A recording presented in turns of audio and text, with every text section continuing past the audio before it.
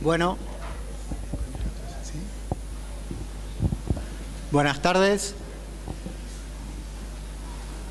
Ante todo quería agradecer a las autoridades del Congreso por habernos invitado a participar de esta mesa, a todo el comité científico y organizador, y estamos acá reunidos para hablar sobre situaciones críticas en el paciente internado. Los objetivos de esta mesa básicamente van a ser 4. Identificar situaciones críticas en el paciente internado afuera de lo que es la terapia intensiva pediátrica, especificar y hacer hincapié sobre los métodos de diagnóstico temprano y tratamientos oportunos, proponer asimismo algoritmos de diagnóstico y tratamiento y señalar el momento oportuno para hacer la consulta. La dinámica de la mesa va a ser la siguiente. Va a haber 3 disertantes. Cada disertante va a poder exponer su tema aproximadamente entre 20 y 25 minutos, quedando un total de aproximadamente 15 minutos para comentarios, preguntas, dudas, conclusiones y cierre. Los integrantes de la mesa son la doctora Silvia Santos, quien nos va a hablar sobre diagnóstico temprano en la sepsis, la doctora María Verónica Villar, quien nos va a hablar sobre controversias en el manejo del medio interno, y la doctora María José Gili, quien nos va a hablar sobre cetoacidosis diabética. También contamos con la secretaria de mesa, la doctora Marisa Abregu, y quien les habla, el doctor Néstor José Abramovich. La doctora Silvia Santos es pediatra terapista intensiva, coordinador de educación continua del Hospital Juan P. Garrahan de la Ciudad Autónoma de Buenos Aires. También es miembro del Comité Científico del 38 CONARPE y consultora del Comité de Emergencias y Cuidados Críticos de la ASAP, Región Metropolitana. La doctora María Verónica Villar es médica pediatra y nefróloga infantil del Hospital de Niños de San Justo y médica pediatra internista del Sanatorio Mater Dei de Buenos Aires. La doctora María José Gili es médica pediatra internista del staff del Servicio Unidad de Cuidados Intermedios del Hospital de Niños de la Santísima Trinidad de Córdoba y es miembro del Comité de Medicina Interna Filial de Córdoba. La doctora Marisa Abregu es médica pediatra terapista intensiva del Hospital Municipal de Córdoba Capital y prosecretaria del Comité de Emergencias y Cuidados Críticos, Filial Córdoba. Y quien les habla, pediatra terapista intensivo, jefe de sala de internación a cargo del Departamento del Hospital de Pediatría del Clínica de la Ciudad Autónoma de Buenos Aires y consultor del Comité de Medicina Interna de la ASAP Región Metropolitana. Vamos entonces a invitar a la doctora Silvia Santos. Gracias. Bueno, buenas tardes a todos. En estos 25 minutos vamos a hablar sobre el diagnóstico temprano de la sepsis, que es un tema importante porque aún hoy la sepsis preocupa, es un problema en la salud pública de todo el mundo y tiene muchos muertos anualmente por sepsis y shock séptico. Y justamente es una entidad donde el diagnóstico temprano hace y cambia el pronóstico y la mortalidad de nuestros pacientes. Por eso la importancia de este tema.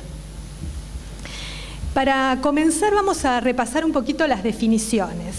Las definiciones es un tema que venimos recorriendo hace muchos años. El primer consenso internacional en el año 91 define a la sepsis, lo publica en el año 92, pero hace sus definiciones para adultos. Y es recién en el año 2002, 10 años más tarde, que se realiza el primer consenso internacional pediátrico. Y este consenso publica en el año 2005 en la Pediatric Critical Care las primeras definiciones de sepsis con las variables fisiológicas según los rangos etarios y establece cuáles son las entidades relacionadas a la sepsis. Ahí queda definido lo que es el síndrome de respuesta inflamatorio sistémico, la infección, la sepsis, sepsis grave, shock séptico y la disfunción de órganos. En ese momento se definía el síndrome de respuesta inflamatorio sistémico como aquel paciente que presenta 2 de estos 4 ítems. Esto es, o la temperatura alterada, la temperatura central alterada en más o en menos, taquicardia o bradicardia en el menor de 1 año, taquipnea y los leucocitos alterados en más o en menos, o un recuento de neutrófilos inmaduros mayor a 10. Yo acá les marqué dos ítems en rojo porque en la definición pediátrica tienen que haber dos ítems, de los cuales uno por lo menos debe ser alguno de estos dos en rojo. O sea, alguno debe ser o la temperatura alterada o los leucocitos. Y esto está en relación con la inespecificidad que tiene en la edad pediátrica la taquicardia y la taquipnea. Esto es una diferencia con los adultos.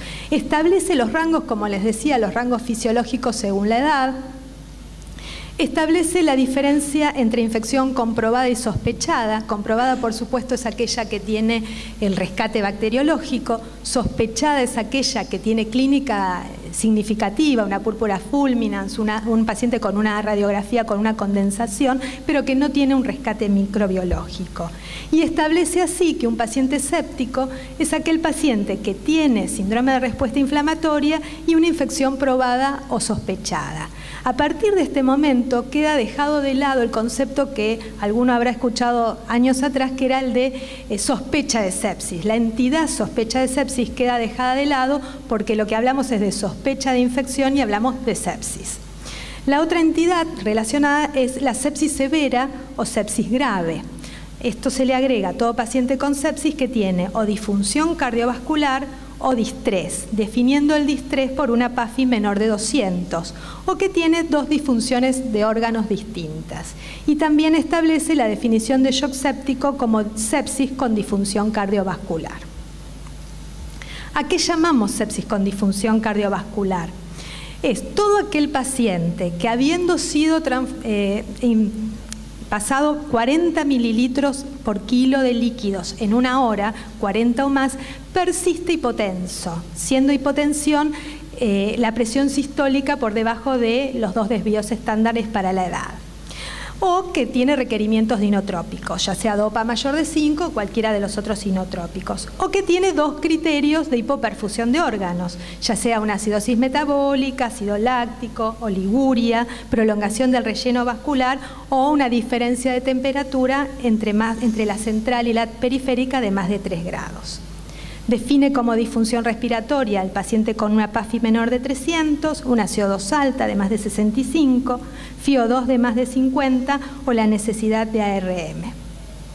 Lo neurológico está categorizado por el Glasgow, lo hematológico por las plaquetas y el RIM, lo renal por la creatinina y lo hepático por la bilirrubina y las enzimas. ¿A qué llama? O sea, acá les traje de nuevo esta definición, lo que recién les dije. ¿Por qué? Porque acá me gustaría pararnos un cachito.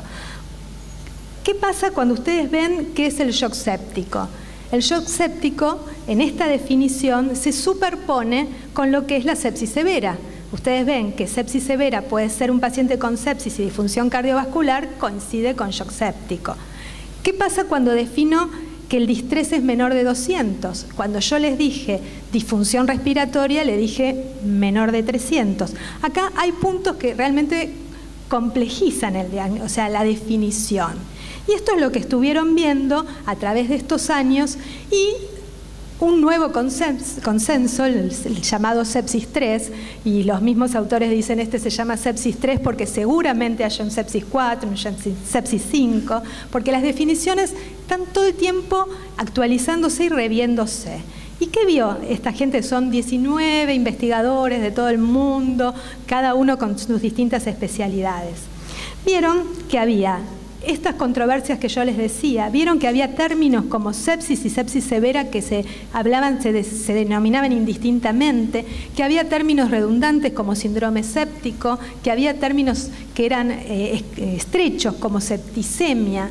Entonces, realmente estos especialistas dijeron, si hay algo en lo que estamos todos de acuerdo por unanimidad, es que esta definición hoy no sirve, no es útil. Entonces, ¿qué proponemos como definición actual de sepsis? Bueno, la verdad es que hoy sabemos que la sepsis es más que un síndrome de respuesta inflamatoria. Vieron que lo definíamos, infección con SILS. No, esto se queda chico. Hoy sabemos que la sepsis es una respuesta inflamatoria, pero también es una respuesta antiinflamatoria. Es una situación con trastornos hormonales, metabólicos, cardiovasculares. Entonces, es una respuesta multifacética a un patógeno infeccioso donde el organismo hace una respuesta ampliada por factores endógenos, donde el organismo responde de modo que agrede a su propio organismo. Entonces, ¿cómo lo definieron? Como una condición que amenaza la vida, una condición que amenaza la vida del propio huésped. Y esto clínicamente, ¿cómo lo digo? ¿Cómo lo evalúo? ¿Cómo lo categorizo? Entonces ellos dijeron, el paciente con una infección sospechada o documentada, pero que viene acompañada de disfunción orgánica. Si ustedes se acuerdan, esa era la definición de sepsis severa. Hoy, a partir de este consenso que se publicó el año pasado, que es de adultos, esto le aclaro, no es un consenso pediátrico, pero a partir de este consenso dejamos de lado el concepto de sepsis severa y esto es lo que pasa a ser hoy la sepsis. Sepsis hoy es disfunción de órganos. ¿Y cómo evalúo yo esa disfunción de órganos? A través de un score. Ellos plantean el score que llaman SOFA, que es una escala secuencial de falla de órganos. Yo acá la dejé en inglés porque quiero que después nos paremos en la pediátrica, pero básicamente tiene como categorías esas 6 disfunciones que yo les mencioné al principio, con una escala que va del 0, que es el valor normal, al 4, que es donde va aumentando la progresión en enfermedad. Entonces ellos dicen que si yo hago esa escala y mi paciente tiene un puntaje de por lo menos 2, yo puedo definir a este paciente como un paciente séptico. Bueno, ¿y qué tenemos en pediatría? En pediatría se publicó el mes pasado la validación de estas definiciones en una cohorte pediátrica. Es una cohorte de una terapia intensiva de 20 camas de Estados Unidos, donde ingresaron 8.700 eventos de 6.300 pacientes. Y en esa cohorte validaron la definición de adultos. ¿Y qué nos proponen ellos? Este score, que es similar al que les mostré de adultos, con las variables fisiológicas pediátricas. Ellos agregan a lo respiratorio, más allá de la PAFI, algo que es la medición no invasiva. Se le agrega al paciente pediátrico lo que llamamos SAFI, que tiene que ver con la saturación, la relación de la saturación con la FiO2. Esta es una de las adaptaciones a la población pediátrica. Y por supuesto que gradúa las alteraciones con los rangos fisiológicos para la edad, donde lo cardiovascular, por ejemplo, va de la mano de los sinotrópicos y después los valores son los mismos. En coagulación las plaquetas, en el hepático la bilirrubina, en lo neurológico la escala de Glasgow y en lo renal la creatinina. Entonces, esto está validado en una población de terapia intensiva. ¿Y cómo define ese consenso de adultos el shock séptico? Dijimos que dejó de lado la sepsis severa. El shock séptico lo define como un grupo dentro de ese grupo séptico que tiene mayores alteraciones circulatorias, celulares y metabólicas que van de la mano de una mayor mortalidad. ¿Y eso cuál es el criterio clínico para definirlo, este concepto? En los pacientes adultos los definen como un paciente que está hipotenso, definiendo la hipotensión por la tensión arterial media, por la TAM, con una TAM menor de 65, con un láctico mayor de 2, siempre y cuando le hayamos revertido la hipoglucemia.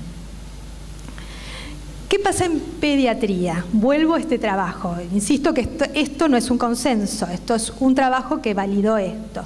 En este trabajo ellos lo transforman, esta definición de shock séptico, en un paciente con sepsis que requiere inotrópicos con un láctico mayor a 2.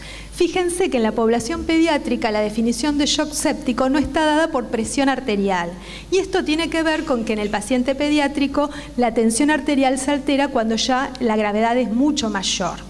Entonces, nosotros definimos en pediatría que el paciente en shock séptico es el paciente que requiere inotrópicos con un láctico alto. Ahora, ¿esto me sirve para un diagnóstico temprano? Esto es lo que ellos decían. Todo muy bien en un paciente en terapia intensiva, en un paciente internado con muchos controles. ¿Qué herramientas tengo yo fuera de la terapia intensiva y sin tener que esperar un laboratorio para hacer un diagnóstico temprano si esto es tan importante?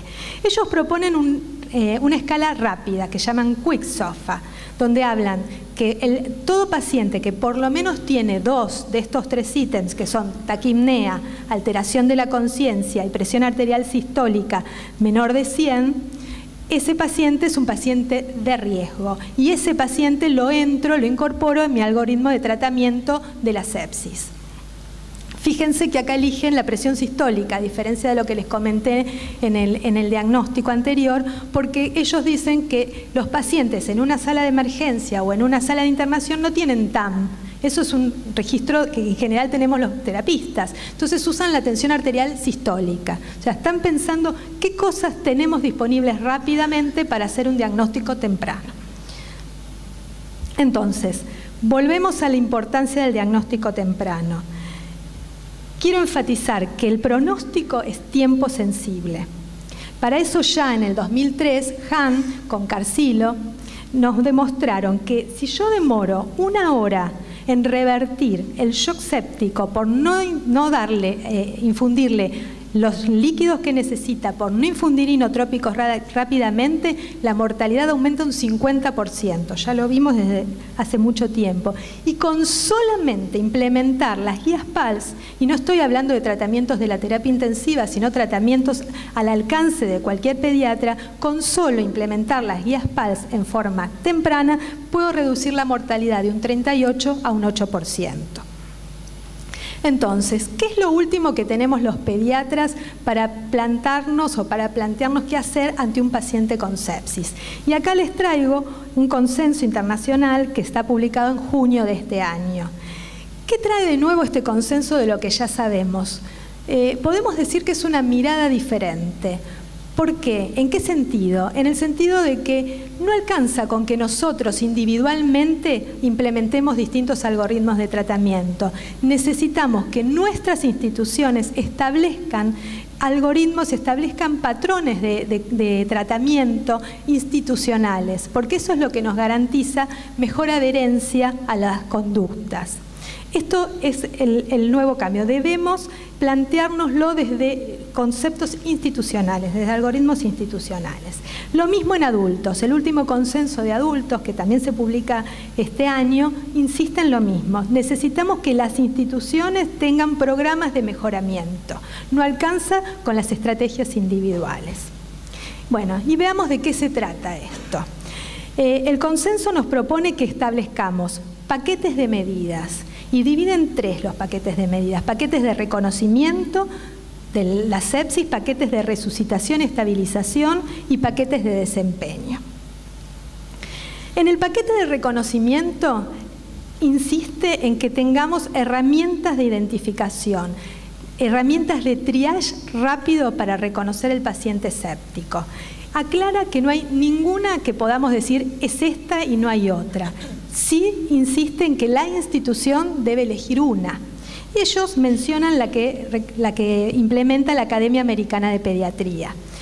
¿Y en qué consiste? Es una planilla donde ustedes pueden ver en la parte izquierda están los registros. Entonces, cualquier persona que esté a cargo del triage, es una herramienta de triage, insisto, si está frente al paciente y registra una breve historia clínica con antecedentes y registra temperatura, tensión arterial, frecuencia cardíaca, frecuencia respiratoria, relleno capilar, sensorio, pulso y piel, con esos criterios, del lado derecho ustedes pueden ver las tablas con los valores normales. Entonces, en una misma planilla, la persona que está encargada del triage, que puede ser una enfermera, puede ser la persona que ustedes decidan, en una sala de internación, la propia enfermera, acá no lo está proponiendo como que el mismo pediatra lo haga, sino una persona del equipo de salud que está al lado del paciente, recoge estos datos, los compara con la tabla y define si de estos 8 puntos el paciente tiene 3 o más alterados, inmediatamente comienza con el algoritmo de tratamiento de la sepsis. Si tiene 2 puntos alterados, pero está, si ustedes pueden ver acá, esta es una tabla que habla del paciente de riesgo y estos son los valores. Entonces, si tiene 3, comienzo con el tratamiento. Si tiene 2, pero tiene algún factor de riesgo, como puede ser un paciente con cáncer, con asplenia, con trasplantado, empiezo con el tratamiento, con el algoritmo de tratamiento. Entonces, esto es una propuesta de herramienta de triage, no es la única. Bueno, ¿qué más con el paquete de reconocimiento? Yo identifico a este paciente, en 15 minutos tiene que ser evaluado y en 15 minutos comienza con el manejo de la resucitación. ¿En qué consiste la resucitación? Acceso vascular en 5 minutos, sea vascular o intraóseo, reanimación líquida dentro de los 30, adecuada dentro de los 30, inicio del antibiótico dentro de los 60, los cultivos siempre y cuando no me demore la administración de antibióticos y el uso apropiado de inotrópicos si no tengo una vía central por vía periférica dentro de los 60 minutos. Veamos un poquito cada uno.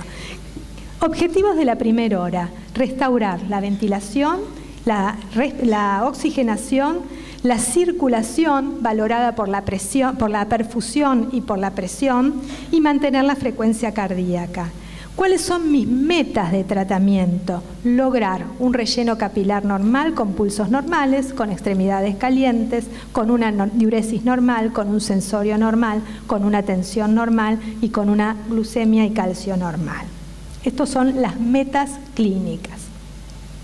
Un monitoreo que, como pueden ver, no es un monitoreo invasivo para esta primera hora.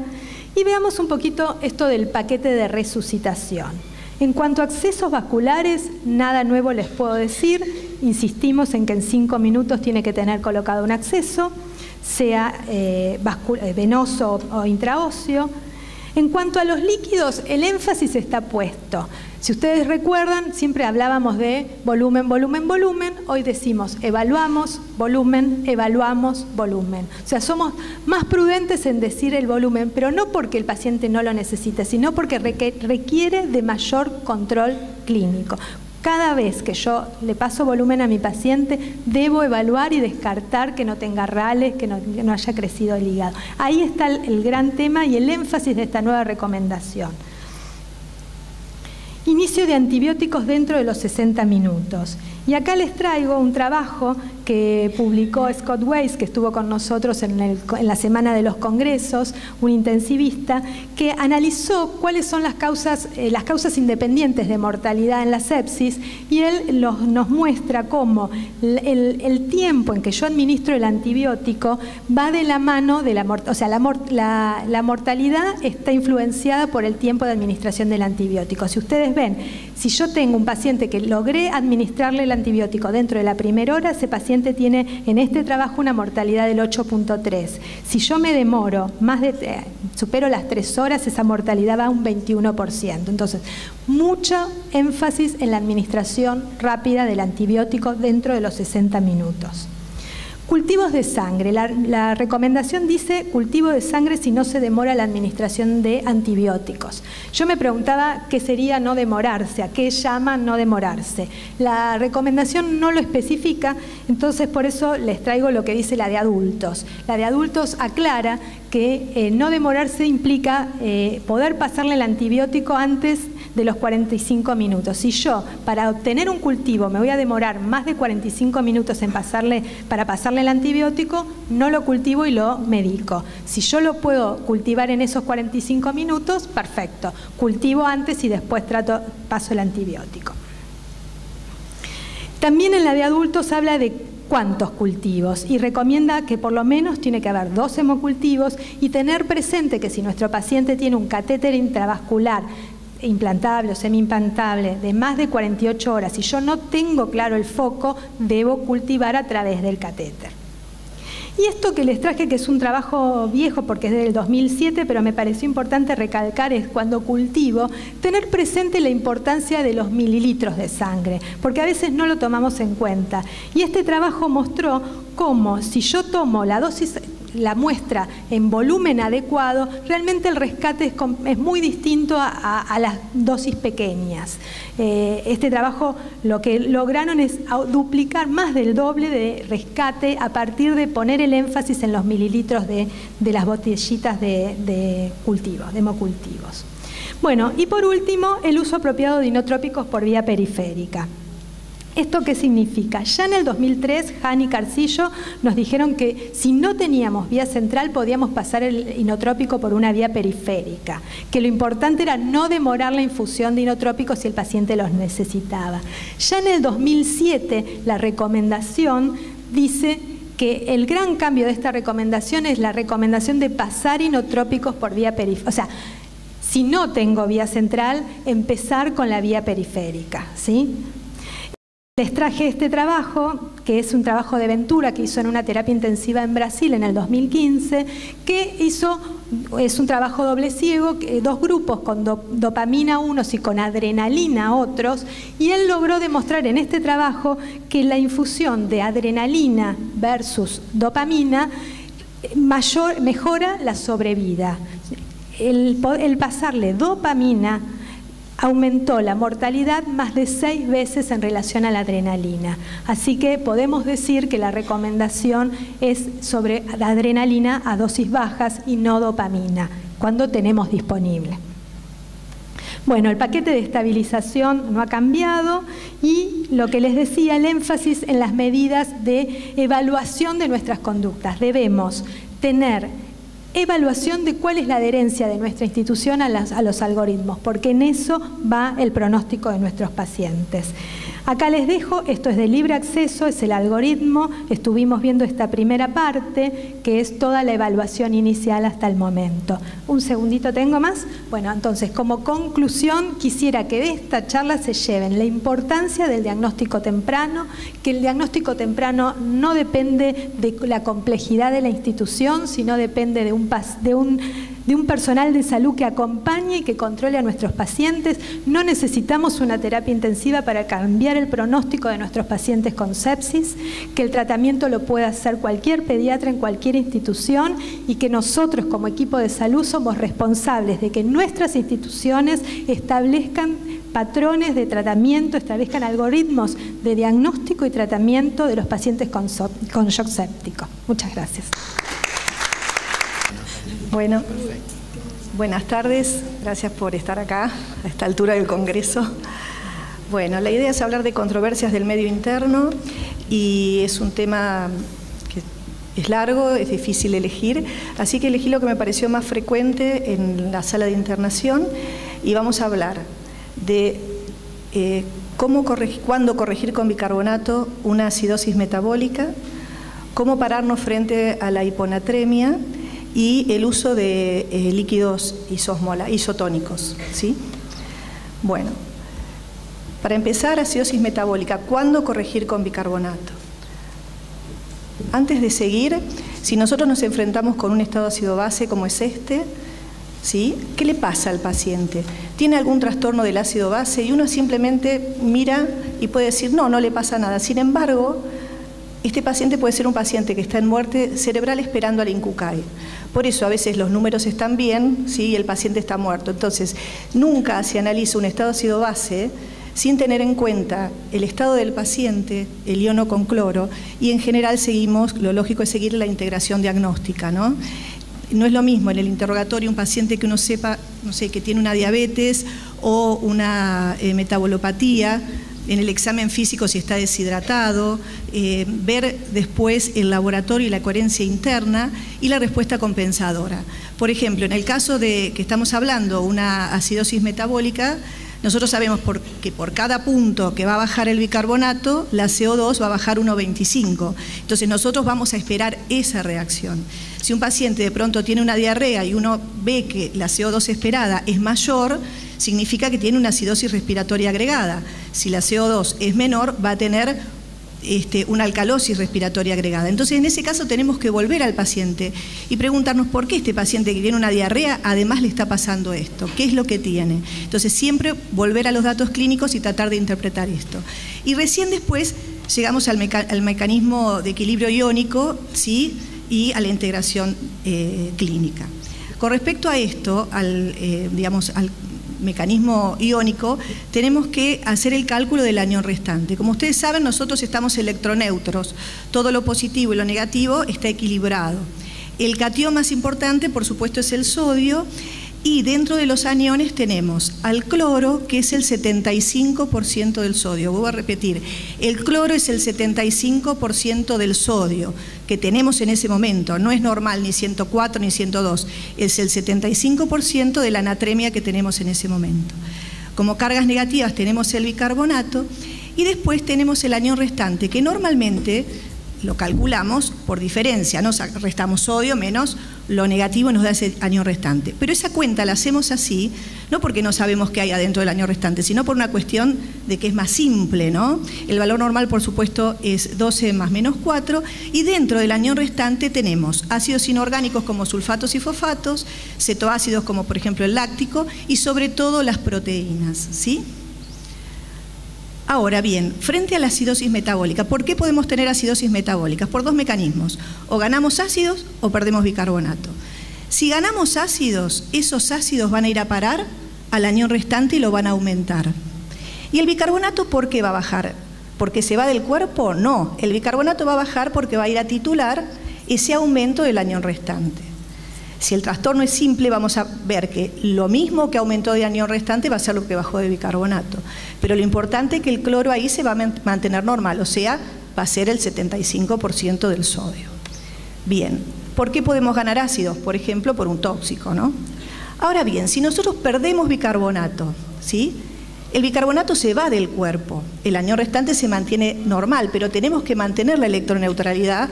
Por lo tanto, ese espacio que dejó el bicarbonato se va a tener que llenar con cargas negativas, que en este caso va a ser con el cloro. Por lo tanto, el cloro va a ser más que el 75% que la natremia. Vuelvo a decir, para saber cuánto se perdió de bicarbonato del organismo, vamos a darnos cuenta para ver cuánto fue lo que aumentó de cloro, porque es 1 a 1. Lo mismo que perdió de bicarbonato va a ser lo que aumentó de cloro. ¿Y por qué decimos todo esto? ¿Sí? Bueno, porque para poder pensar cómo lo vamos a tratar, si nosotros ganamos ácido, si es exógeno, por ejemplo, un tóxico, y bueno, llamaremos a tóxico y veremos cómo lo eliminamos, pero vamos a forzar la eliminación o vamos a dializarlo si es necesario. Si el tóxico es endógeno, por ejemplo, una diabetes, y bueno, trataremos la enfermedad de base, la hidrataremos, le pondremos insulina. Y si es baja la excreción, por ejemplo, en el caso de una insuficiencia renal, lo dializaremos. En cambio, si se pierde bicarbonato, hay que reponer bicarbonato. En general, ¿por dónde se pierde bicarbonato? Y hablando así mal y pronto, por dos agujeros, o por el gastrointestinal o por el urinario. El gastrointestinal, una diarrea, por ejemplo, y por vía urinaria, una acidosis tubular. ¿Sí? Y ahí reponemos bicarbonato, y lo hacemos habitualmente. ¿Por qué? Porque a una diarrea le ponemos sales de rehidratación que tienen bicarbonato. A una acidosis tubular le ponemos la solución de YOL o citato de potasio que se convierte en bicarbonato. Obviamente, en medicina siempre hay situaciones que son mixtas, ¿no? Un paciente que está yocado y además tiene una diarrea, ahí vamos a hidratarlo primero, lo vamos a sacar, lo vamos a expandir y vamos a corregir con bicarbonato solo la hipercloremia, solo lo que perdió de bicarbonato, ¿sí?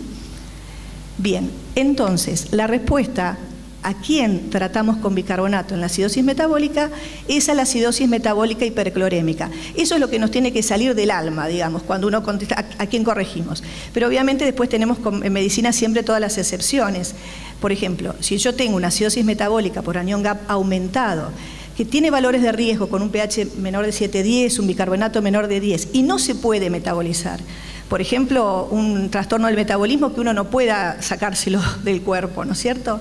O en algunos casos, por ejemplo, en una insuficiencia renal, en donde la insuficiencia renal uno hasta que pueda adecuar la diálisis, le puede dar bicarbonato de pronto por boca para tratar de que llegue a valores de menor riesgo, ¿sí? Pero el concepto entonces es a la hiperclorémica. Bien, ya que estamos en este grupito de temas, el tema es cómo recordar. Siempre nosotros cuando corregimos bicarbonato ponemos 0,3 o 0,6, rápida, lenta, por lo que voy a corregir de bicarbonato por el peso, ¿sí? Ya sabemos ahora que lo que vamos a corregir de bicarbonato va a ser la hipercloremia, ¿no es cierto? Pero ese volumen de distribución, ¿de dónde sale ese 0,3 y 0,6? 0,3 viene del intravascular, del 30%, y 0,6 del agua corporal total del 60%. Pero el bicarbonato, como participa de reacciones de amortiguación, el volumen de distribución no es fijo, va a depender del bicarbonato que yo tengo en ese momento. Por lo cual, si nosotros queremos hacer las cosas más perfectas, más puntuales, uno debería calcular el volumen de distribución. Y es sencillo, se calcula 0,4 más 2.6 sobre el bicarbonato que yo tengo, me va a dar el volumen de distribución. Es decir, ese numerito 0,3 o 0,6 que antes usábamos, deberíamos usarlo con este volumen de distribución. Por lo que voy a corregir de bicarbonato, que dijimos que es la hipercloremia, por el peso. Obviamente, de preferencia, uno tiene que tratar de utilizar soluciones al sexto por el tema de la osmolaridad, ¿no? Porque ya una solución al sexto tiene 332 de osmolaridad, menos que, a diferencia de un tercio que tiene 664. Y acuérdense que la osmolaridad desde 285, 290 a 300 es nuestra osmolaridad, ¿sí? Bien, y esto para recordarlo, si el paciente está hipocalémico, ¿qué corregimos primero, la acidosis o el potasio?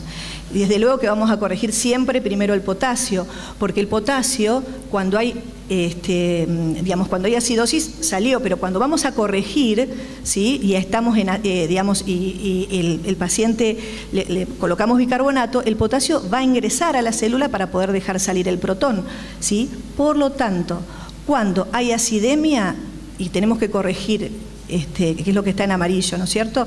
Cuando previo a la corrección de bicarbonato, y si el potasio del paciente es menor a 3,5, debemos hacer una corrección rápida de potasio con cloruro de potasio, como ya lo saben, 3 molar, 0,5 a un mini equivalente kilodosis, diluido en solución fisiológica, a un flujo de 0,5 mini equivalente kilohora, ¿sí?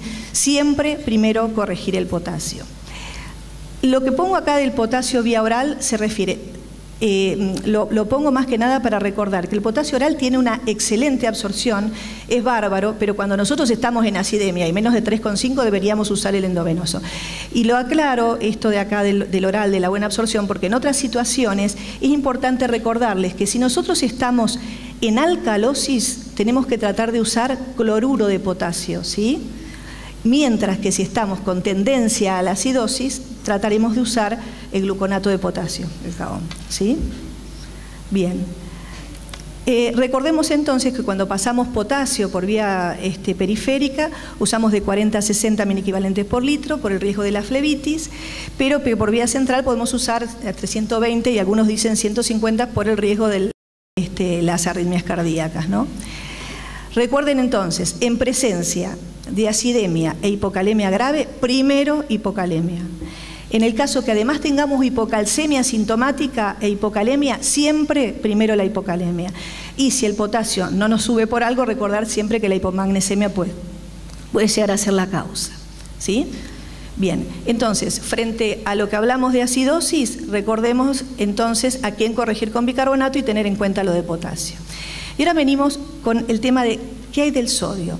En la sala de internación es muy frecuente la hiponatremia, mucho más de lo que nosotros sabemos porque por ahí no hacemos ionogramas a todos los pacientes. Cuando nos enfrentamos a la hiponatremia, que es el sodio menor de 135, tenemos 3 aspectos a controlar primero. ¿Es una pseudohiponatremia? ¿Es una hiponatremia translocacional o verdadera? La pseudohiponatremia ya prácticamente no se ve.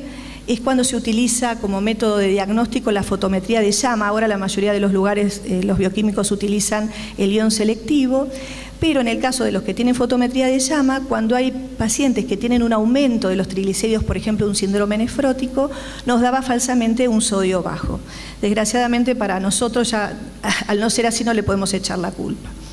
Ahora, para poder diferenciar las dos hiponatremias restantes, sacando la pseudo, digamos, tenemos que tener 2 conceptos, el de osmolaridad y el de tonicidad. Cuando nosotros hablamos de osmolaridad, hablamos de la concentración de solutos en los fluidos corporales y en la fórmula, aparte del sodio y potasio por 2, incluimos la urea y la glucosa sobre 18. Mientras que la osmolaridad efectiva o la tonicidad, ¿sí?, nos habla de aquellos solutos que no atraviesan las membranas celulares y van a provocar el desplazamiento del agua. Por eso en la fórmula utilizamos sodio más potasio por 2. Aclarado esto, hablamos ahora de la hiponatremia translocacional, que es aquella que se produce, es decir, que el sodio baja porque hay aumento del líquido extracelular por agentes osmóticos activos. Lo más clásico es la hiperglucemia, ¿no? Cuando uno tiene una diabetes, en donde por cada 100 miligramos por decilitro de aumento de la glucemia por arriba de lo normal, el sodio va a bajar 1,6, ¿sí? En este caso es la glucosa la que atrae el agua y la diluye. Ahora, la hiponatremia verdadera o hipotónica se produce sobre todo o por pérdida de sodio o por ganancia de agua, ¿sí? Bien, ¿cómo debemos ponernos frente a una hiponatremia? Tiene dos partes. Una es el tratamiento y otro es lo que debemos pensar o la parte fisiopatológica. Acá es la parte fisiopatológica. ¿Qué es lo que debemos pensar que tiene el paciente frente a una hiponatremia? Lo que yo tengo que mirar es el líquido extracelular. Si el paciente tiene un líquido extracelular disminuido es porque perdió sodio y agua, ¿sí? Sobre todo sodio. Yo puedo darme cuenta si el sodio, a través del sodio urinario, si lo perdió por orina o no. Si lo perdió por orina, que tiene un sodio urinario mayor de 20, y voy a pensar en causas como diuréticos, por ejemplo, un pierde sal cerebral o una nefropatía perdedora de sal. Ahora, si el sodio urinario es menor de 10, voy a buscar causas extrarrenales, ¿no? Como un tercer espacio, una diarrea e inclusive también, que no está puesto ahí, por piel, una fibrosis quística. Si el paciente tiene el EC disminuido, perdió sodio y agua, ¿qué le voy a dar? Sodio y agua. Ahora bien, si el paciente tiene aumento del LEC, es un paciente con edema. Todo paciente que tiene edema le sobra sodio, ¿sí? Entonces, si yo tengo, ¿sí?, una hiponatremia, pero con sodio corporal total aumentado, es decir, en la sangre figura bajo, pero en el cuerpo está aumentado, también me sirve el sodio urinario. ¿Por qué? Porque si el sodio urinario me da mayor de 20, voy a pensar que el paciente está en insuficiencia renal. Cuando tiene menos de 20, puede ser un estado de hiperaldosteronismo, como ser un síndrome nefrótico, una insuficiencia cardíaca. Si el paciente le sobra sodio y le sobra agua, ¿qué voy a hacer? Restringirle sodio y agua. En el caso de los euvolémicos, ¿sí?, en este caso, el sodio corporal total está normal. Lo que yo voy a tener es ganancia de agua. Entonces la hiponatremia se va a producir porque yo gané agua. El clásico de este es el síndrome de secreción inadecuada, ¿sí?, que más allá del verdadero podemos tener los transitorios. Hay situaciones clínicas como el estrés, o hay ciertas drogas como las que figuran ahí, la ciclofosfamida, por ejemplo, la desmopresina desde ya, la vincristina, que nos pueden dar un CIJAD transitorio. En este caso, que el paciente ganó agua, ¿qué le voy a tener que hacer como tratamiento? La restricción de agua. Eso es para entender dónde estoy parado con la hiponatremia, ¿no? Y acá están aclarados los criterios de CIJAD. Cuando hablamos de CIJAD, aparte de la osmolaridad de plasma menor de 270, una concentración alta urinaria, la euvolemia, un sodio urinario elevado con ingesto normal de agua y sodio, tenemos que recordar que estos pacientes tienen que tener función tiroidea, hipofisiaria, suprarrenal y renal normal, ¿sí? Bien, esto es con respecto, como decíamos, a cómo nos planteamos. Pero otro punto es el tratamiento. Yo el tratamiento inicial lo tengo que hacer por la sintomatología del paciente. Si el paciente está sintomático, debo corregirlo rápido para evitar secuelas neurológicas. Y si el paciente está sintomático, generalmente son estos pacientes crónicos, debo corregirlo lento precisamente también por las secuelas neurológicas como la desmineralización osmótica. La del medio es una célula de volumen normal, ¿sí? Si yo esa célula la pongo en un líquido hipotónico con una osmolaridad baja, a la célula le va a entrar el agua y va a ser edema, ¿sí?, el edema cerebral. Si esta situación aguda yo la corrijo y le pongo líquidos con mayor osmolaridad, el agua va a salir y va a volver al tamaño celular normal. ¿Se entiende esto?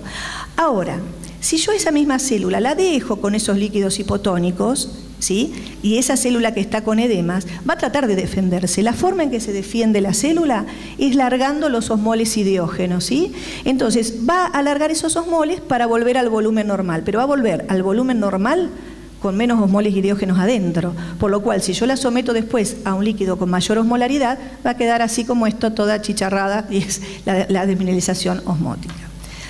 Acá no hay ninguna controversia. ¿Con qué corregimos la hiponatremia? Con el cloruro de sodio al 3%, que se prepara, como ya saben, 15 mililitros de cloruro de sodio al 20 más agua destilada 85. Acá, cada 100 mililitros de solución yo voy a tener 51 minequivalentes, por lo tanto, por cada mililitro voy a tener 0,5 minequivalentes. Si el paciente está sintomático, vamos a tener que aumentarle de 3 a 5 miliequivalentes por litro por arriba del valor con que iniciaron los síntomas, ¿no? A ritmo de 1 o 2 miliequivalentes, hasta que desaparezcan los síntomas. Una vez que desaparecieron los síntomas, ahí sí vamos corrigiendo no más de 12 miliequivalentes por día y con la fórmula que todos conocemos de 0,6 por peso por sodio deseado menos real. Hay un artículo que está muy lindo del Pediatric Nephrology del 2010, de Ayus, en donde dice que al paciente sintomático, yo de la solución, que es más sencillo recordar, utilizando 2 mililitros por kilo en 10 minutos con un máximo de 100 mililitros y pudiéndolo repetir 1 o 2 veces hasta que ceden los síntomas, porque el objetivo es subirlo entre 5 más o menos puntos, entre 5 o 6 puntos las primeras 2 horas, puedo sacarlo del periodo agudo, ¿no? Pero eso sí, hay que controlar después de la segunda corrección cada 2 horas el sodio, ¿sí? Si uno ve que subiéndole 5 puntos o 6 el paciente no mejora, tenemos que buscar otra causa porque probablemente no es una encefalopatía hiponatrémica, ¿sí? Eso sí, cuando uno controla cuándo tiene que parar el tratamiento y si el paciente está libre de síntomas, está alerta, está sin cefaleas, ahí frenamos. Obviamente si se nos fue la mano y aumentamos hasta 10, frenamos también, ¿sí? El objetivo es corregir en 48 horas no más de 15, 20 miliequivalentes y evitar la normonatremia aguda, ¿sí? Bien. Ahora, ¿qué pasa con el paciente crónico? Este es el que está hiponatrémico y nos recita el miocid. No, este paciente no lo tenemos que corregir agudamente. A este paciente inclusive hasta lo podemos corregir por boca sabiendo que 1 gramo, ¿sí?, de cloruro de sodio tiene 17 miliequivalentes.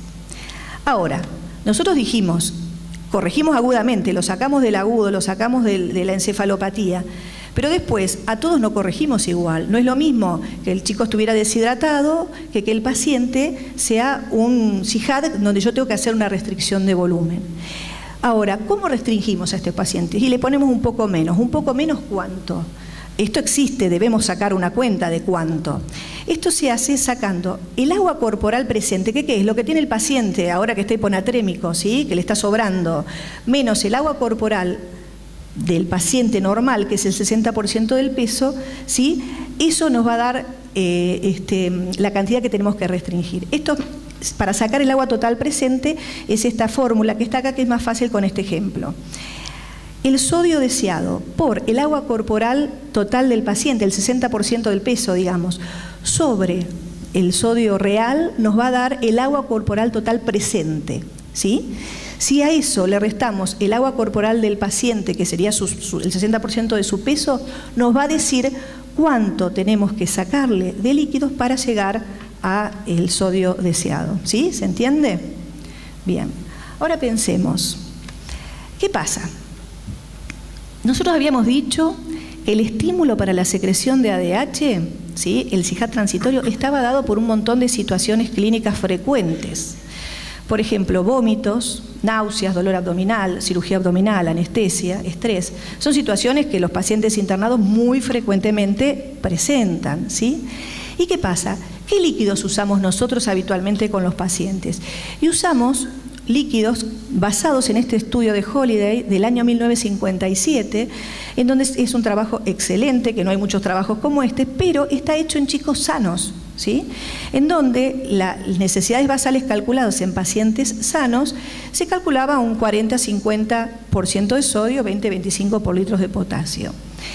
¿Qué pasa? Generalmente los pacientes que tenemos internados no son sanos, ¿sí?, y tienen riesgo de tener este CIHAD. Entonces, hace ya bastantes años se vieron casos de pacientes que iban a operarse de amigdalectomías, ¿sí?, y que una cirugía sencilla y quedaban con un plan 40-20 y tenían convulsiones, incluso hubo casos de muerte.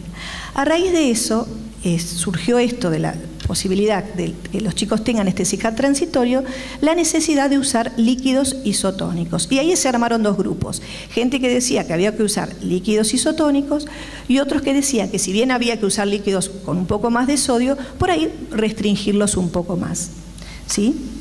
Ahora, cuando nosotros hablamos de isotónico, hablamos igual tonicidad que el plasma, por ejemplo, solución fisiológica. Hipertónico sería una corrección, mayor tonicidad, una corrección de sodio. E hipotónico, no solo hablamos del 40-20, hablamos del 60-20, del 70-20, de un montón de líquidos que frecuentemente usamos y que yo también he usado un montón y uso. Muchas veces hemos usado y decimos, no nos pasó nunca nada. Bueno, pero puede llegar a pasar, hay que tratar de evitarlo, ¿no?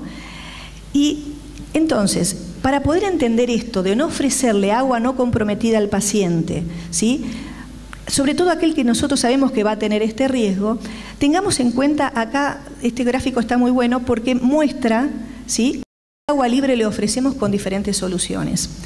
La dextrosa en fisiológico, ¿sí?, que tiene 154 de sodio, 0 obviamente no le ofrece agua libre, es ideal. Ringer lactato, que tiene 130 de sodio, le ofrece 16. Y quiero que miren acá, un plan con 77 mini-equivalentes por litro le ofrece un 50% de agua libre.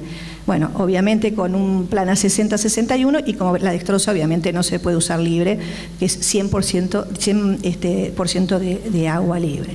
Y entonces acá está, ¿qué tenemos que usar? Y bueno, y acá están las opciones que debemos usar. Una puede ser dextrosa en fisiológico, ¿sí?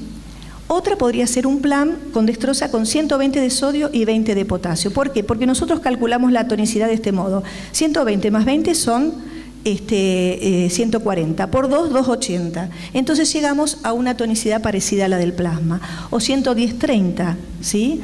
O hay algunos que dicen, bueno, le ponemos 100, ¿sí?, 30, que llegamos a 260, pero no nos pasamos con los líquidos, ¿sí? Esto, digamos, hay lugares que ya lo han cambiado, que usan mayores concentraciones de sodio, sobre todo en estos pacientes de riesgos, pero no, digamos, es algo que tiene que ir de a poco y que, bueno, de a poco se harán consensos y se podrá ir utilizando. Pero el concepto que quiero que quede es que los pacientes que tienen riesgo, que son muchos de los que tenemos internados, tenemos que tener en cuenta esta tonicidad. Y no es cuestión de poner sodio, no es que pongo, total, bueno, le pongo un montón de sodio y ya está, no, o sea, hay que balancearlo y ponerle líquidos con lo más isotónicos posible. ¿Se entiende? Porque si fuera sodio solo, bueno, estaría hablando Alfonsina Storni, no sé, cualquiera. Tenemos que tratar de balancear esto. Bueno, con respecto, espero, esto es lo, digamos, lo más importante de esta charla para mí es esto, el tema de la tonicidad, que es lo que uno tiene que tratar de cambiar en todos lados. Ahora, si me permiten, y me dejan un minutito más, bueno, responder amén si están de acuerdo. Vamos a hacer unos mandamientos del medio interno. A ver, nunca analizaré un estado ácido-base sin saber la clínica y el ionograma con cloro. Nunca corregiré con bicarbonato sin saber la calemia. Solo corregiré con bicarbonato la hipercloremia o en forma excepcional el año restante alto cuando hay riesgo. Siempre corregiré primero la hipocalemia y luego la hipocalcemia. Nunca interpretaré una hiponatremia sin saber el líquido extracelular. Siempre me fijaré en la hiponatremia si es asintomática o sintomática. Recordaré que los pacientes internados tienen tendencia a la hiponatremia y recordaré las causas de CIJAD transitorias, por lo que no pondré soluciones hipotónicas.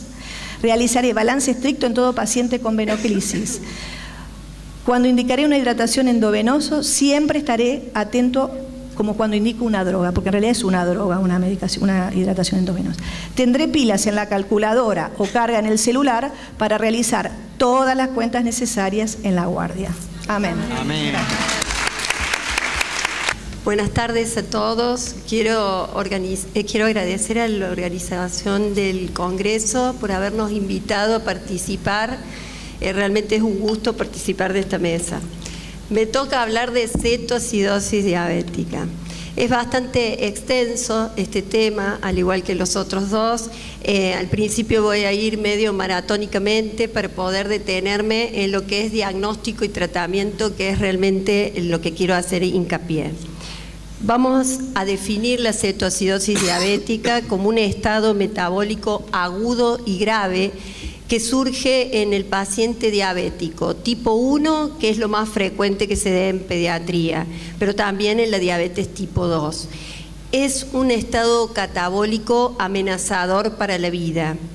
El consenso internacional del grupo de diabetes en el 2014 ya lo definió como la hiperglucemia por encima de 200 miligramos por decilitros, una acidosis con un pH por debajo de 7,30 y un bicarbonato por debajo de 15 miliequivalentes por litro, y la presencia de cetonemia, cetonuria.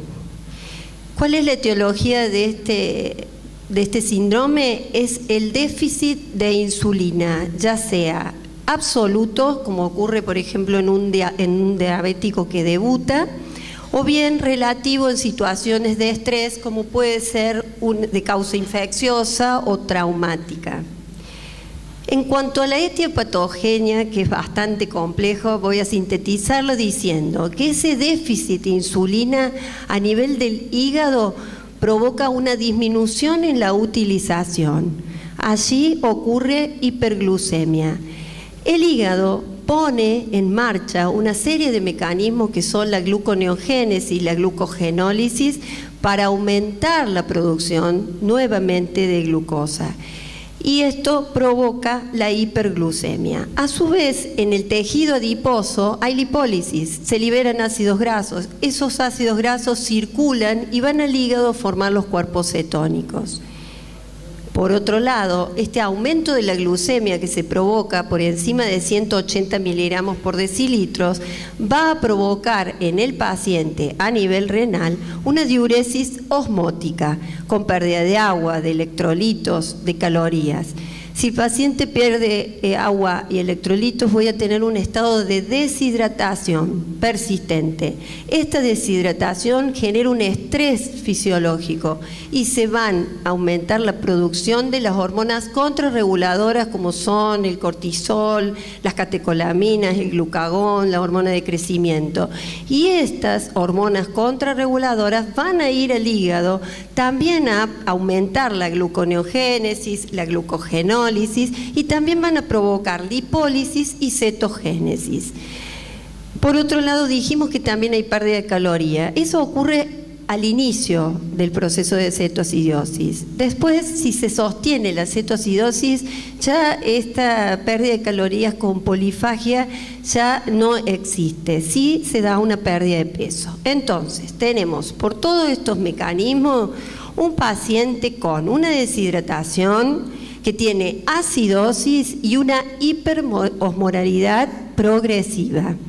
Esta hiperosmolaridad es la que va a alterar a nivel del endotelio de los capilares la permeabilidad y es donde va a dañar sobre todo a nivel cerebral porque va a entrar mucha agua a la célula y va a haber disminución del consumo de oxígeno. Entonces esto va a ser lo que va a provocar los síntomas neurológicos que tenemos en la cetoacidosis.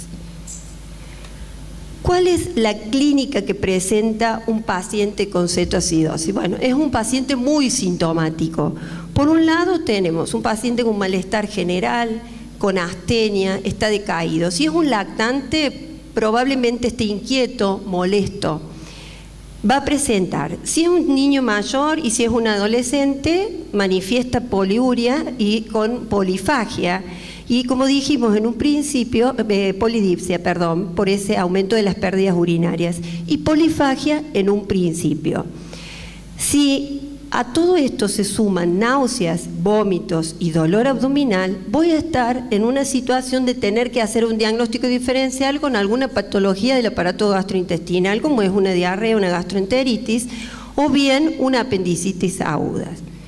¿Cuáles son los signos que yo voy a buscar en un paciente con cetoacidosis? La deshidratación. Y acá es muy importante saber que la pérdida de agua en un paciente con cetoacidosis es una pérdida que se da progresiva en el tiempo y de manera crónica. Por lo tanto, los signos de depleción del volumen extracelular no van a estar tan presentes al examen físico como es la disminución del turgor y la elasticidad de la piel o la hipotensión. Más bien lo que voy a tener en este paciente es una alteración del intravascular con sintomatología como taquicardia, como vemos ahí, y también vamos a tener alterada la perfusión periférica y que el paciente con los cambios posturales tenga alteración del pulso, alteración de la tensión arterial sin llegar a ser hipotensión. Por otro lado, vamos a tener un paciente que puede tener síntomas neurológicos, desde leves a muy severos y graves.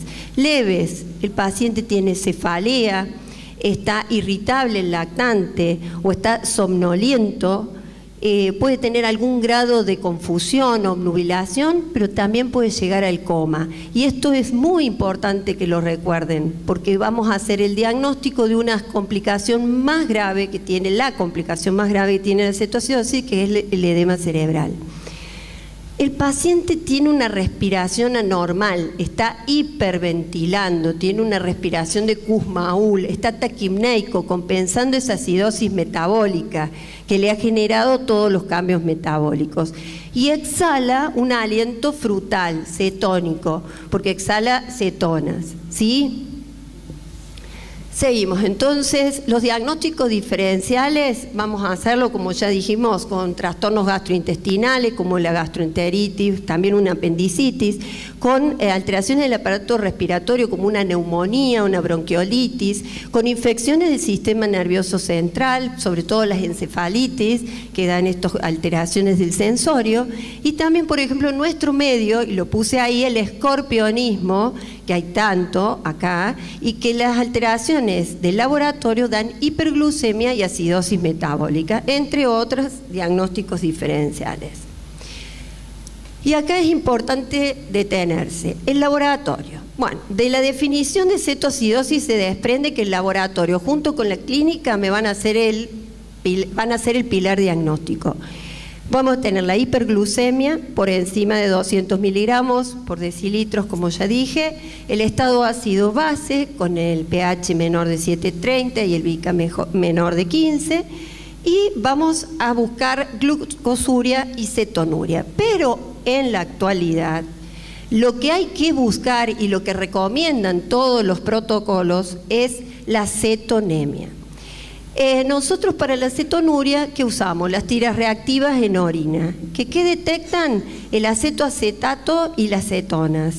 Y nosotros tenemos que buscar el principal cuerpo cetónico circulante, que es el beta-hidroxibutirato. Para eso existen tiras reactivas y también dosaje en sangre. Nosotros en el hospital recientemente hemos logrado incorporar las tiras reactivas, con lo cual nos va a ayudar a hacer el seguimiento en el tratamiento de la cetoacidosis. Con respecto al ionograma. El ionograma, bueno, ya la doctora habló bastante del sodio, que es lo que pasa, es ahí por natremia translocacional o la hemodilución. Nosotros estamos viendo un sodio que en general lo tenemos que corregir, o sea, a través de esta fórmula que vemos, tenemos que sacar el sodio corregido para ver dónde estamos parados nosotros en el estado metabólico del paciente. Ya sabemos que por cada 100 miligramos por decilitro que aumenta la glucemia, disminuye la concentración de sodio sérico en 1.6 miliequivalentes por litro. Con respecto al potasio, en el potasio se da una situación particular, porque habíamos dicho que la disminución de la insulina saca el potasio de la célula y a su vez tenemos las pérdidas aumentadas porque tenemos una diuresis osmótica y si tenemos trastornos gastrointestinales pierde también por intestino. Entonces son efectos contrarios los que se dan en este paciente y al momento de diagnosticar la cetoacidosis yo puedo tener un potasio normal, aumentado o disminuido y el tratamiento que tengo que implementar va a ser en base a eso. El bicarbonato ya dijimos que es el segundo criterio diagnóstico y nos permite junto con el ionograma hacer la brecha aniónica para tener también un mejor seguimiento de la cetoacidosis en estos pacientes. El calcio, los fosfatos, el magnesio generalmente pueden estar alterados, pero no hace falta en general la corrección al inicio. Vuelvo para atrás por el tema de los laboratorios, porque acá durante el tratamiento dice hacer evaluación de estado ácido base, ionograma y glucemia a las 2, 4 y 24 horas o a las 2, 6 y 24 horas. En suero, Porque cuando nosotros recibimos un paciente con cetoacidosis, los controles en las primeras horas son horarios. Utilizamos, por una cuestión de practicidad y de invasión al paciente, las tiras reactivas. Pero lo hacemos las primeras horas hasta ver de qué manera está repercutiendo nuestro tratamiento en el paciente, lo hacemos de manera horaria. También es importante controlar la urea al principio y después a las 24 horas, y la hemoglobina y hematocrito también. Glucosuria y cetonuria horaria. Seguimos usando las tiras, ¿no? Bueno. ¿Cómo se clasifica la cetoacidosis? Bueno, la clasificación está dada por la gravedad de la acidosis en leve, moderada y grave, como vemos ahí. Los criterios de internación en nuestro hospital, que contamos con 3 escalones de internación, salas de cuidados, mal llamado mínimos, pero una sala común, sala de cuidados intermedios y terapia intensiva. Todos los pacientes que ingresan al hospital con cetoacidosis tienen que ir al servicio de unidad de cuidados intermedios, excepto aquellos que tengan una cetosis leve o una hiperglucemia y no tengan tolerancia oral y van a la sala de internación. Y si los pacientes tienen alguno de estos criterios que vemos acá, sobre todo ya les digo, la acidosis grave por debajo, el pH de 6.9 y el bicarbonato de 5, alteraciones del ionograma como hipercalemia o hipocalemia graves, o que ya el paciente al llegar al hospital tiene signos clínicos de edema cerebral, sí o sí tienen que ir a terapia intensiva para iniciar el tratamiento. ¿Está claro? Tratamiento de cetoacidosis. Hace algún tiempo leí un artículo de la Contemporary Pediatrics que decía: tratamiento de la cetoacidosis, un delicado balance. Eso es lo que tenemos que lograr en el tratamiento de la cetoacidosis, un delicado balance. ¿Cuáles tienen que ser los objetivos del tratamiento? Los que vemos ahí: corregir la deshidratación, revertir la acidosis y la cetosis, normalizar la glucemia, pero sobre todas las cosas evitar las complicaciones. Nosotros en el hospital hemos usado siempre recomendaciones de los consensos de ISPAD. Hace aproximadamente un año hemos cambiado las pautas, ya están en las pautas de diagnóstico y tratamiento en el hospital, y antes de eso usábamos otras pautas. Yo voy a ir marcando las diferencias así a grosso modo que hay entre una y otra, y por supuesto que el tiempo nos va a ayudar a validar estas pautas. La primera etapa del tratamiento es la etapa inicial, la que en nuestro hospital generalmente ocurre en la guardia central. En esta etapa inicial de primera fase se rehidrata al paciente con solución fisiológica 10 mililitros por kilo. Si el paciente tiene signos de shock, se aumenta a 20 mililitros por kilo y ya se hace en bolo, a diferencia de la otra, en 1 o 2 horas. Excepcionalmente requiere una segunda expansión, y en esta etapa no se deben reponer las pérdidas. Y acá es en el tratamiento inicial donde surge la controversia del bicarbonato. Bicarbonato sí, bicarbonato no. Bueno, todos los protocolos nos indican que el bicarbonato no, excepto en aquellos pacientes, como vemos señalados ahí, en líneas generales que tengan un pH menor de 6,9 y un bicarbonato menor de 5, o que podamos corroborar una disminución de la contractilidad miocárdica, o que ya de entrada, como dijo la doctora, tenga una hiperpotasemia severa, ¿sí? Entonces, muy reducido número de pacientes, yo indico en esta etapa inicial el bicarbonato, ya que no solo está demostrado que no rinde beneficios, sino que está demostrado que puede ser un factor desencadenante de edema cerebral. El potasio, como dijimos, puede estar aumentado disminuido normal. Entonces, en base a lo que yo tenga con mi paciente, le voy a indicar. Si está normal, se lo voy a administrar en la segunda etapa que vamos a ver ahora de rehidratación a 40 miliequivalentes por litro. En cambio, si el paciente ya llega con una hipocalemia, lo voy a administrar a 20 miliequivalentes por litro en las primeras horas, ¿sí? La segunda fase, que son las primeras 24 horas de arribar el paciente al hospital, le voy a reponer, le voy a dar las necesidades basales a través del mantenimiento y el déficit, que nosotros lo calculamos aproximadamente en el 5%. Esto se hace a razón de 3.000 mililitros metro cuadrado día. En las pautas anteriores nosotros usábamos 4.200 mililitros metro cuadrado día y acá se recomienda no exceder los 4.000. En general la tendencia, al igual que en sepsis, es controlar el aporte de líquidos en estos pacientes críticos. ¿Con qué lo hago? Con solución fisiológica más cloruro de potasio aproximadamente las primeras 4 horas. Y luego le tengo que dar sustrato al paciente para que no persista la lipólisis. Entonces lo cambio a dextrosa al 5% con cloruro de sodio 70% y cloruro de potasio. Ahora bien, si yo tengo una hiponatremia demostrada, corregida, con un sodio corregido menor de 130, le sumo al plan a un sodio que puede ser 100 o 130. Vamos viéndolo. La tercera fase, que son las segundas 24 horas de este paciente que arribó al hospital, le infundo 3.000 mililitros metro cuadrado.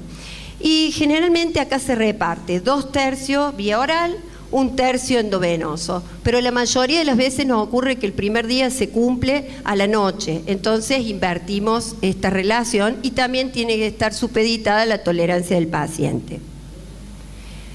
La insulinoterapia, esto es algo que quiero recalcar. Nunca se debe dar insulina al paciente con cetoacidosis en las primeras 2 horas de la fase de hidratación.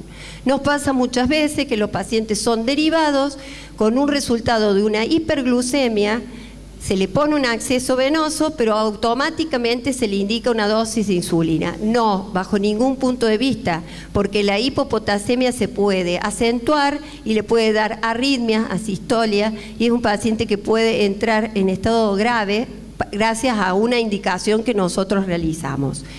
Nosotros en el hospital, desde que estamos en el servicio de UCI hace 17 años, hemos usado siempre el goteo de insulina continuo, endovenoso.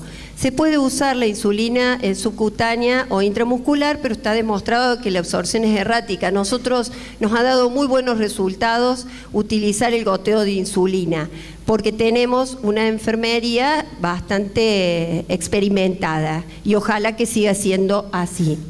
La dosis que utilizamos es a 0,1 unidad kilo hora. En los niños más pequeños se puede empezar con 0,05. ¿Cómo la preparamos? Esto es muy importante. Para que se llene toda la tubuladura y al paciente le llegue la dosis que nosotros queremos indicarle, se preparan 50 mililitros de fisiológicos, 50 unidades de insulina. Y ahí nos queda la relación 1:1.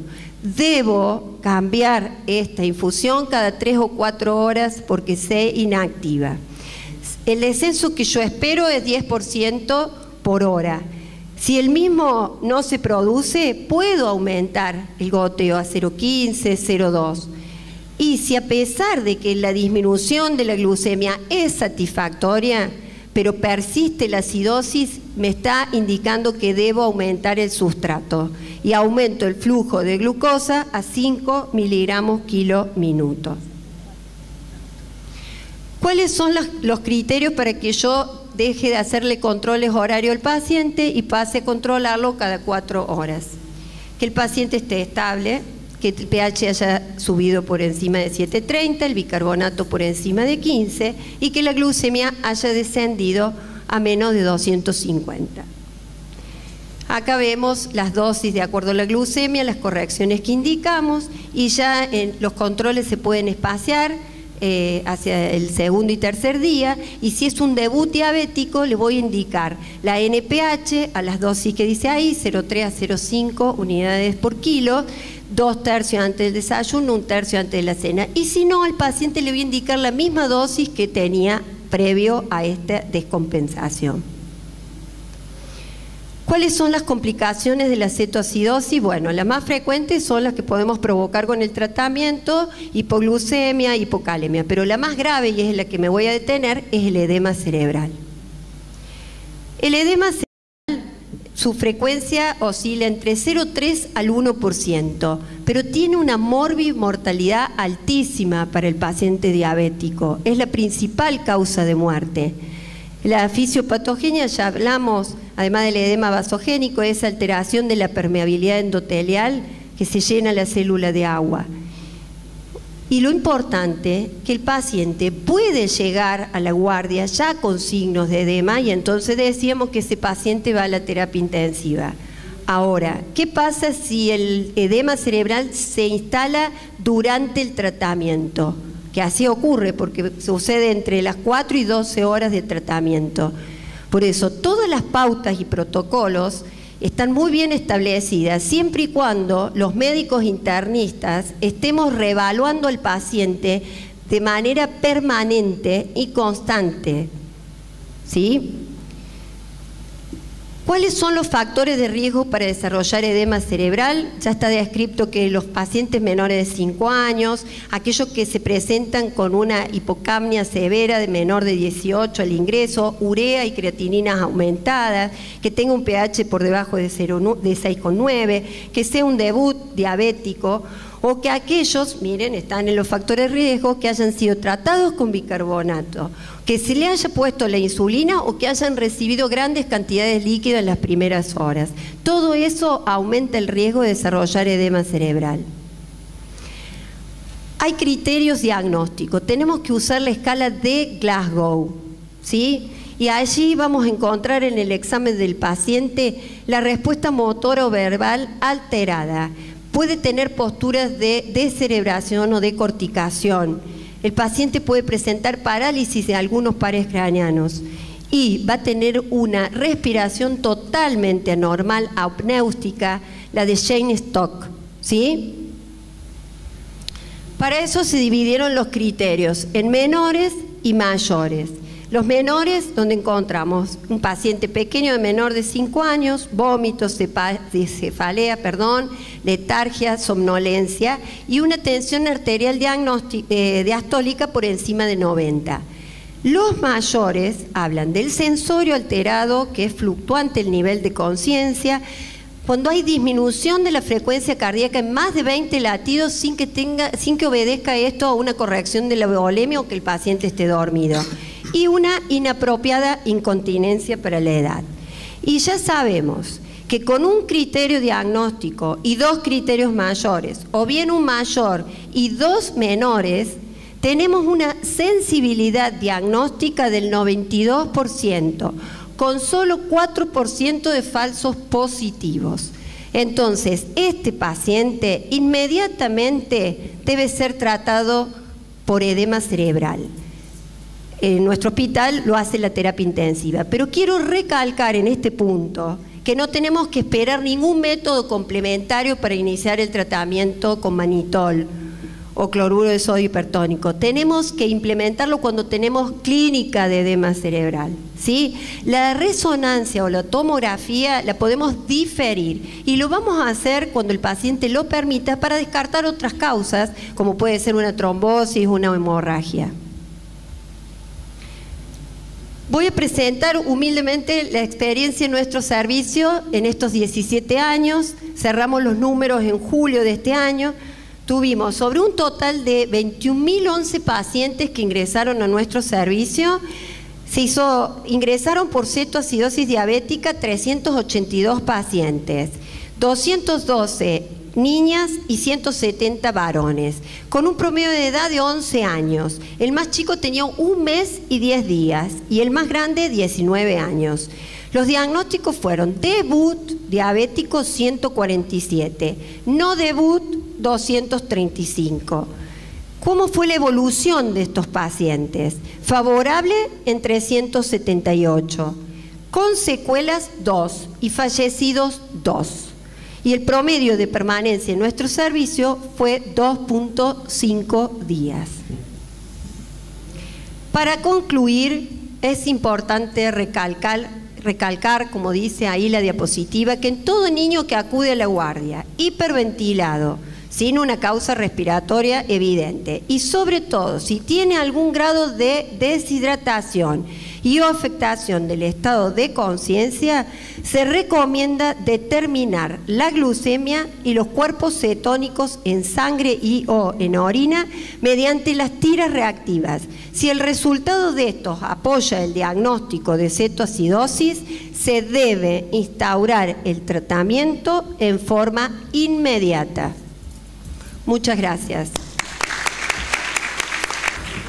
Bueno, nos quedaron algunos minutitos para hacer preguntas del auditorio.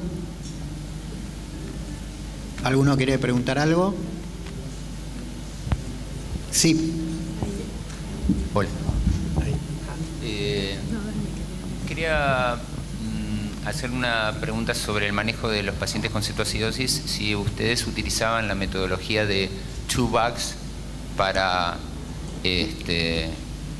simplificar el manejo del equipo de enfermería, digamos. Nosotros no, el 2 bags completo no. Lo que sí hemos hecho siempre hemos utilizado, que no lo dije por el apuro, pero nosotros utilizamos 2 accesos venosos, sí, uno para la hidratación y otro para el goteo de insulina, pero no a lo que te refieres con respecto a la dextrosa y a la fisiológica, no, eso todavía no lo hemos implementado aún, será una tarea pendiente. Piensan implementarlo, no porque no lo consideran apropiado. No, porque no sea... mira, nosotros, como yo dije, este plan nuevo de que hemos disminuido el aporte de líquidos lleva 1 año recién. Nosotros con el otro tenemos la mayoría de los resultados que vimos es con el otro plan. Entonces como que queremos validar toda la hidratación y de a poco ir generando todos estos cambios. Sí. Implementamos los del beta-hidroxibutirato, que ya fue un gran paso, pero sí, está muy bien eso. Sí, a mí me parece muy interesante resaltar la experiencia con respecto a la insulina endovenosa, sí, porque en general me parece que es un estándar que está muy instalado, por lo menos en los cuidados críticos, pero también me parece, en relación a que muchos de estos pacientes tienen un nivel de gravedad que no siempre es sencillo que las unidades de cuidados intensivos tengan unidades de cuidados intermedios. No. Y en general las unidades de cuidados intensivos para los hospitales públicos rondan en alrededor un 10% de las instituciones. Entonces, la gran mayoría de estos pacientes terminan en salas comunes, que no implica eso que requieran un monitoreo mínimo, pero en este planteo de finalmente estos pacientes sí uno piensa que por lo menos 3 bombas de infusión necesitas, y muchas veces lo que uno hace es acompañar, digamos, en las primeras horas mirando al paciente por esta cuestión de que no tenés una unidad de cuidados intermedios ni equipo profesional para acompañar a estos pacientes. Entonces finalmente con los residentes uno termina haciendo ese trabajo, pero sí, bueno. Totalmente. Nosotros en el hospital la unidad de cuidados intermedios es independiente de la terapia intensiva y bueno, y su creación se basó, entre otros cuidados, la cetoacidosis desde el día 1 fuimos recibiendo los pacientes. Entonces tenemos, como veíamos en los números, una vasta experiencia. Pero nos dio muy buen resultado la otra pauta y les digo que nos está costando cambiarla como todas las cosas, pero está claro que las recomendaciones para todos los temas es disminuir las infusiones de líquidos en general. Gracias. Sí, ahí había una... Buenas tardes. Yo quería preguntarles acerca del uso de soluciones isotónicas en pacientes con algún tipo de nefropatía o insuficiencia cardíaca por el alto aporte de sodio por kilos, que en general siempre se nos plantea ese problema. No, está bien. Y bueno, y por otro lado quería después consultarles acerca de el uso, si han tenido experiencia de uso de insulinas, o sea, de análogos lentos, posterior a la resolución del cuadro de cetoacidosis. O sea, en el pasaje, por ejemplo, en vez de NPH, sino utilizar análogos lentos. Cuando hablábamos de las soluciones isotónicas, con esto del CIJAD transitorio, precisamente entre las definición, cuando hablamos de CIJAD, hablamos de pacientes con función renal normal. Esta generalización que usamos en los líquidos isotónicos, los usamos dentro de esa definición y esa, y ese diagnóstico, ¿no? El paciente nefrológico, por ejemplo, necesita un plan personalizado. Nunca podemos elegir un plan general. Siempre eso es personalizado. Cuando hablamos en general de estos pacientes, hablamos del CIJAD transitorio y en ese diagnóstico también tiene lo de la función renal normal. Nosotros, para salir de la cetoacidosis, usamos la insulina corriente o la aspártica. Lispro no contamos en el hospital y pasamos a la NPH. Sí, para Silvia. Sí, ¿qué importancia se le da a la evaluación durante la reanimación con ecografía para valorar la cava y las mediciones? Si dice algo.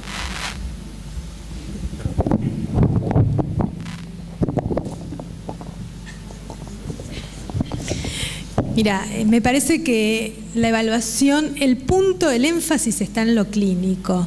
O sea, todo puede sumar, la ecografía es un punto que te suma al volumen, a la evaluación del paciente, pero me parece que el mensaje es estar al lado del paciente y valorar lo clínico. Me parece que no hay ningún método complementario, bueno, de hecho serían complementarios, pero me parece que el mensaje es dejar...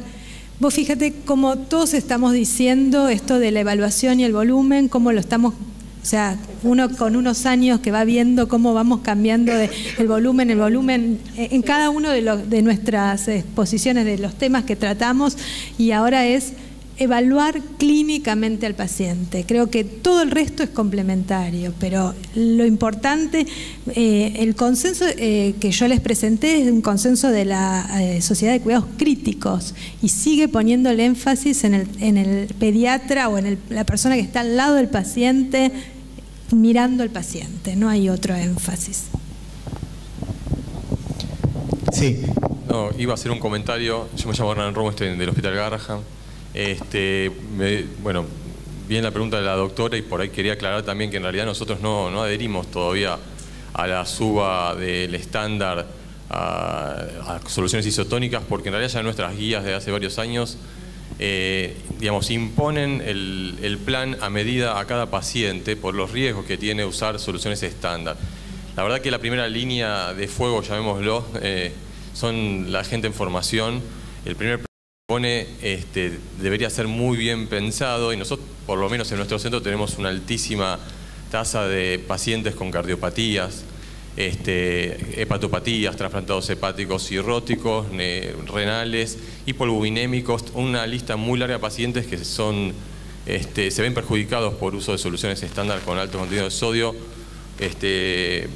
Por eso estamos, digamos, y me gustaría resaltar tal cual, que la solución va a medida del paciente, que el estándar en el mundo sí se tiende a utilizar solución hipotónica porque mejora el sodio en los laboratorios especialmente, ¿no? Digamos, y a propósito de eso estamos haciendo, antes de generar un cambio así masivo, un estudio grande de prevalencia de hiponatremias en nuestro hospital y estudiando los subgrupos para ver a quiénes le vamos a subir y a quiénes no, pero por ahí reforzar este concepto del plan a medida individual para cada paciente, ¿no?